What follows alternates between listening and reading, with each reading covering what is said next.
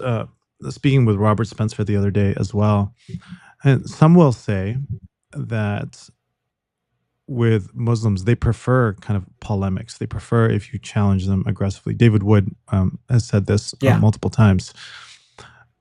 Do you see that as well in studying Islam right now? Maybe in writing this biography for this woman, do you find that to be true? Is that just a temperament thing that in every kind of demographic there is someone who would respond better to a little bit more aggression or polemics versus kind and gentle and respectful apologetics? Do you find that to be true? And also, second part of that, where do you see Islam in the U.S.? Here in Canada, it's growing quite rapidly. We know that in the UK and Europe, it's spreading quite rapidly. Robert Spencer himself said that in a few years, really, the Islam will be the dominant religion in the UK. I don't know if he's a few years or a couple decades or so. We're seeing it seep into the politics. Where do you see the U.S. Right now when it comes to Islam? This episode is brought to you by our Revo Report Patreon. Join our community to get first access to interviews, Bible study guides, devotionals, and prayer books for adults, youth, families, and marriages. Plus, resources on Christian living, leadership, sermon prep, exclusive Q&As, online Bible studies, and even one-on-one coaching or counseling. Visit patreon.com/VinceRevo and grow in faith and truth with us. Well, so to your first question,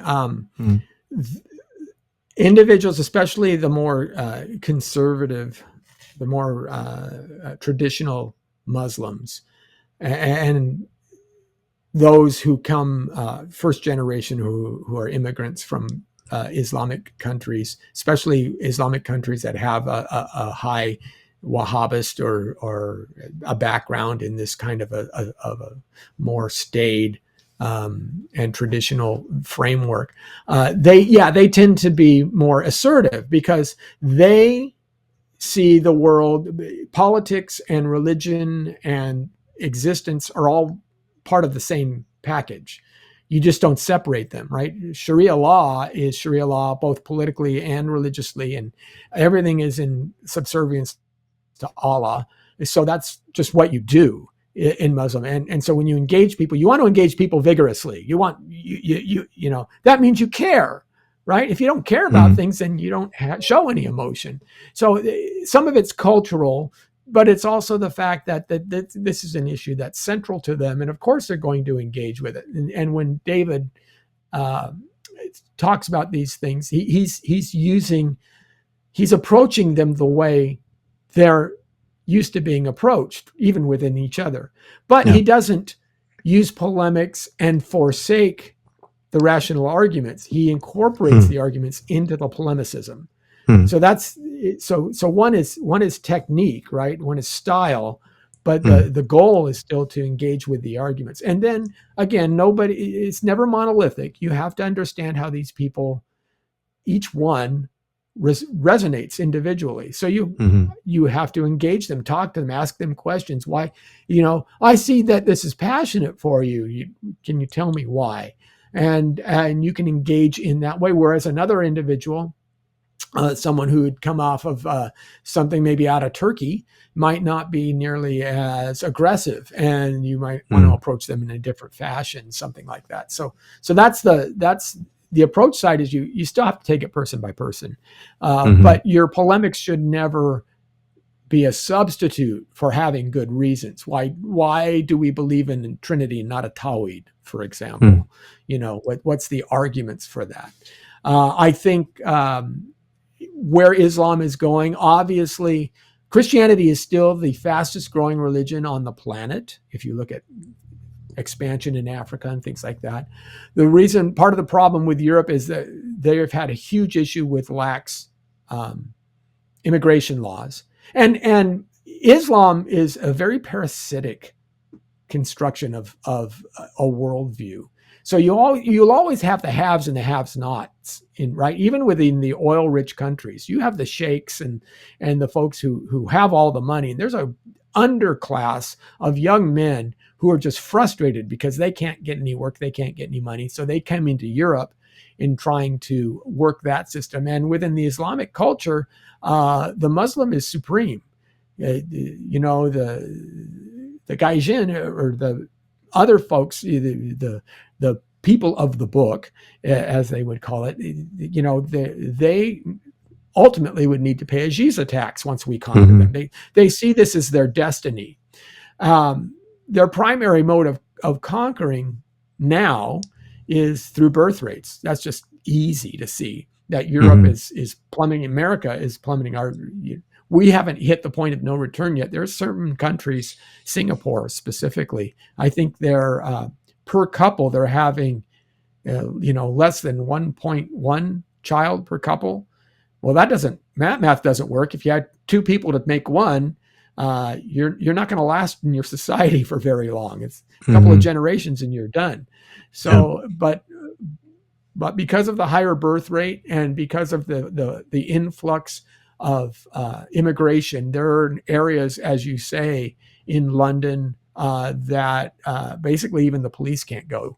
It is Islamic dominated. Now, in the U.S., we don't see that as much. Of course, Dearborn, Michigan, and I've taken students to Dearborn, Michigan. We went. That's the largest mosque in North America. Yeah, it is highly Islamic, and we engaged and we talked with folks there. But it isn't. We have some safeguards in our Constitution to kind of help that. And then one of the things that makes America a little different is there's an attitude of individualism that sometimes cannot be healthy, but it also does safeguard against the idea that the state should be the nanny to everybody. And there's always a good, a Rocky story, a Cinderella story, right? An American success story you hear. Pull yourself up by your own bootstraps and things of that nature. So those things are rewarded in this culture, which helps form a bit of a bulwark against the Muslim advance. And the fact that the First Amendment here tries to make this idea of separation of church and state. And I won't go into all the politics on what that means. But because there's a history of this separate identity thing, this bifurcating of faith and politics, it also starts to cleave the ideas in a way that maybe in Europe they can't do. And so, and that's part of the fight that you're seeing today, is you have a group of folks who don't believe that. They think Islam is culture, right? There's a certain group that says Islam is culture, and you can't disparage someone's culture. You can't say that their culture is wrong because it's their culture. There's another that says, no. We can actually look at cultures and find out if they're wrong. First of all, you think that the European idea of colonialism is wrong. That was our culture at one point in time, or at least in broader Europe, that was their culture at one point in time. You seem to see that's wrong. But we can say things like, female genital mutilation is just simply wrong. Stop doing that. Don't do that. That's not what you can't, it's not all some cultures are actually better than others. And so it comes down to an assumption on the part of a third party will we allow these things to take reign and run in us? So I think that's been a bulwark a little bit against Islam making as much headway in the U.S. as it has in Europe. In Europe, they just don't have that tradition and this idea of separation of faith and state in the same way. So that's helped. But the fight is going on, and if we were to ever lose the concept that there are differences and all cultures aren't necessarily different, aren't good but different. There are some cultures who are actually worse than others. If we ever lose that fight to the relativists, then it's going to be a different issue.